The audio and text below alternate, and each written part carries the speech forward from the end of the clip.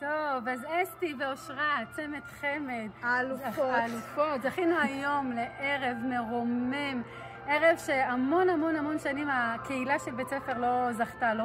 ערב מחבר, ערב שורשים. ישבו פה משפחות, אתם תראו גם בתמונות, והתמוגגו מתוכן שלא ראינו הרבה זמן, תוכן שמחבר גם את ארץ ישראל, גם את הציונות, גם מורשת, ובסוף החיבור למשפחה הגרעינית.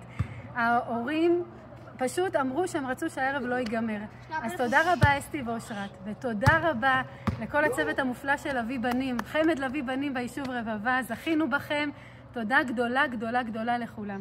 תודה רבה על המילים הטובות והעין הטובה שלכם, שאתם תמיד מכווינות ונתתם לנו הרבה השראה וראייה להמשך. ובהשקה הנושא השנתי של החמד, אין הורה שלא נהנה, אין ילד שלא נהנה.